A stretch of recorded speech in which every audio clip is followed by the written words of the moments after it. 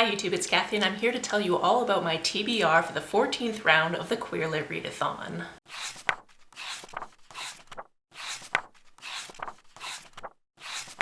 There's a chance, based on where I'm sitting, that you assume that I'm home right now, and as I'm filming this, yes I am. Did I majorly pre-film this before going to Japan? Yes I did. So after this post there will be one more weekly wrap-up that will post from my time while I'm in Japan, and then I'll actually be home. Sometimes being organized means you need to pre-film things. So as you should know from my announcement video, this is what the bingo board looks like this round. And I've picked out 8 books that should completely cover every single prompt. Which is pretty good because all of our bingo boards have always had 16 prompts. And that's a lot of reading for a week. As a note, all of my co-hosts should also be posting their TBRs today, so I will leave all of their links down below, so if you haven't checked them out already, you can definitely do that. Not only am I going to tell you which books I picked, I'm going to tell you which prompts they fit, as well as give you the synopsis, even though I don't usually like to go into things knowing the synopsis too much. But I know it's helpful for other people, and I've gotten to the age where I can just kind of auto-delete that after I've filmed. Am I getting a little bit worried about my memory and my age and getting old? Maybe a little. First on this list, we have Compound Fracture by Andrew Joseph White. I've picked this one to cover the prompts of disability rep, ghosts, and past, present, future. As a side note, I've read 2 other books by this author, really enjoyed both of them, can highly recommend them, so I'm excited to get back into his writing. As for the synopsis, it reads, best-selling and award-winning author Andrew Joseph White returns with a queer Appalachian thriller that pulls no punches for teens who see the failures in our world and are pushing for radical change. A gut-wrenching story follows an autistic teen who survives an attempted murder, only to be drawn into the generational struggle between the poor rural and those who exploit them. I said I was going to do synopses, but that tells me as much as I want to know going in, so if you need to know more, you can look it up. For everything else, I think I pretty much copied a little bit more synopses though. So let's just see how that goes, because I might decide just to cut them short. Who knows? We'll find out. For gender-bent retelling, I decided on Countess by Susan Palumbo. The synopsis of this one reads, a queer Caribbean anti-colonial sci-fi novella inspired by The Count of Monte Cristo, in which a betrayed captain seeks revenge on an interplanetary empire that subjugated her people for generations. Again, usually I would just stop here, but I'm gonna see how much of the synopsis I can get through. Varika Samaru lives in a colonized space under the Airbot Empire, much like her ancestors before her in the British West Indies. After years of working hard to rise through the ranks of the Empire's merchant marine, she finally becomes the first lieutenant on an interstellar cargo vessel.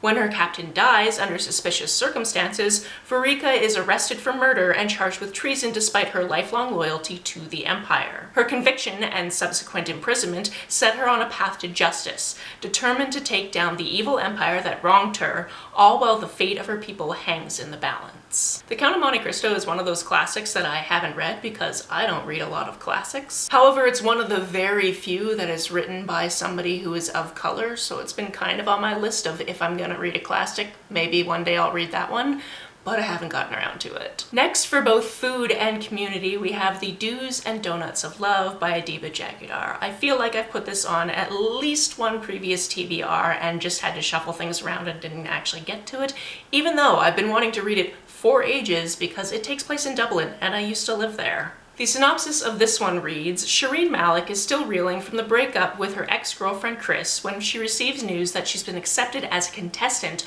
on a new televised baking competition show. This is Shireen's dream come true, because winning will not only mean prize money, but it will also bring some much needed attention to You Drive Me Glazy, her parents' beloved donut shop. Things turn complicated though when Chris is also a contestant on the show. Then there's the very outgoing Neve, a fellow contestant who is becoming fast friends with Shireen. Things are heating up between them, and not just in the kitchen. As the competition intensifies, Shireen will have to ignore all these factors and more, including potential sabotage, if she wants a sweet victory. Like I said, I've been meaning to read this for ages, just haven't gotten around to it. Next, to cover the prompt of magic, we have Lucha of the Night Forest. This one I believe was actually a recommendation from Caitlin, one of my co-hosts. A scorned god, a mysterious acolyte, a forgetting drug, a dangerous forest. One girl caught between the freedom she always wanted and a sister she can't bear to leave behind. Under the cover of the night forest, will Lucha be able to step into her own power, or will she be consumed by it?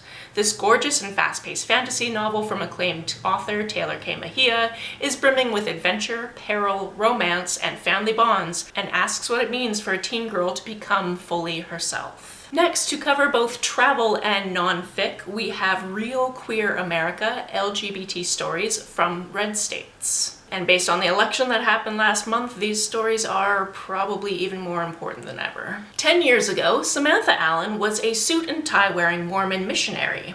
Now she's a GLAAD award-winning journalist happily married to another woman. A lot in her life has changed, but what hasn't is her deep love of red state America and of the queer people who stay in so-called flyover country rather than moving to liberal coasts. In Real Queer America, Allen takes us on a cross-country road trip stretching all the way from Provo, Utah, to the Rio Grande Valley, to the Bible Belt, to the Deep South. Her motto for the trip is something gay every day. Making pit stops at drag shows, political rallies, and hubs of queer life across the heartland, she introduces us to scores of extraordinary LGBT people working for change, from the first openly transgender mayor in Texas history to the manager of the only queer nightclub in Bloomington, Indiana, and many more. I read something similar to this, except for it was specifically focusing on lesbian bars, and that was Moby Dyke, and I can definitely recommend that as well. But I've seen this one floating around the bookish internet for about 5 years now since it was published, and I'm finally going to get to it. I also wanted to mention that 6 out of 8 of these books are coming from my library, and the other 2 I have on the Kindle app on my phone. I don't know why I wanted to mention that, I just knew that I did, and now I have. To cover drag, to extra cover nonfiction, and to cover the high hype part of the high hype low hype square, we have The Big Reveal, an illustrated manifesto of drag. The synopsis of this one actually starts with a quote specifically from Sasha, and it says, "Drag embodies the queer possibility that exists within each of us, the infinite ways in which gender, good taste, and art can be lived." This book is a quilt, piecing together memoir, history, and theory into a living portrait of an artist and an art. Within these pages, illustrated with photos and original artwork, Sasha Velour illuminates drag as a unique form of expression with a rich history and a revolutionary spirit. Each chapter strips off a new layer, removing one tantalizing glove and then another to reveal all the twists and turns in the life of a queen. As Sasha recalls her own journey from the women who raised her to learning the craft of an artist to success, disaster, and more, she also uncovers the history of queer life around the world that made it possible. I am so excited for this one. I've seen some of Sasha's art here and there, and I'm just excited to actually have my hands on this book and flip through it and just look at all of the gorgeousness. Penultimately, my book that will be covering graphic, disaster queers, kind of retelling, but it's not exactly gender bent, so it doesn't really count, but it is a retelling, as well as my own prompt, which for this round is mermaids. We have The Sea in You by Jessie Sharon. 15-year-old Corinth was just trying to clean up the beach. She never expected to meet a mermaid, let alone be nearly drowned by one. It was the start to a very strange friendship. After Skyla, the deadly fang mermaid, mysteriously lets Corinth live, they grow closer through a cautious exchange of stories, gifts, jokes, and sign language. The specific pain of your foot falling asleep midway through you recording a video. Mermaids, it turns out, eat people, but however terrifying Skyla may look, she's a little younger, a little smaller, and perhaps a little too soft for all of that. Bewitched by Corinth and their growing bond, she learns all about the best things in life on books, burgers, donuts, and this strange chattering human sound called laughter. But a storm is brewing, both at sea and in Corinth's increasingly dangerous relationship with her obsessive, jealous boyfriend. And a magical bargain may be the only thing that can save her at a tremendous cost. A whimsical, dark fantasy retelling of The Little Mermaid,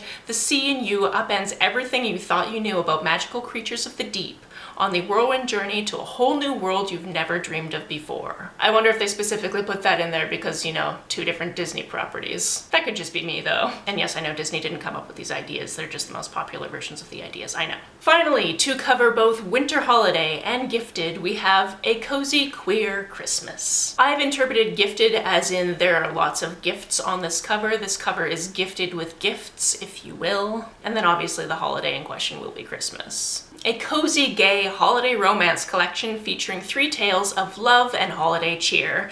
This collection of stories is sure to melt the coldest of hearts. Grab your cocoa and coziest sweater for one gay old Christmas. From fairy tales to contemporary drag queens, this one has it all. This has 3 stories in it, and there's a Cinderfella Christmas, Santa Sweetie, and a drag queen country Christmas. All of those sound like a real good time. So there you have it. If I can read all 8 of these, I will have crossed out everything on the bingo board. Have you read any of these? If you have so, let me know about them down in the comments below without spoilers, preferably. And if you haven't read them, but now you're curious about them, please let me know about that. Also, if you know what you're going to read, please let me know about it, either by posting a TBR or letting me know where your TBR exists on the internet, because I always want to know what people are reading and how they've interpreted the prompts. On the way down to the comments, if you can check to make sure that you're subscribed to this channel, because YouTube likes to unsubscribe people for no reason, that would be really great. You can like and share this video as you see fit, and I will see you very soon.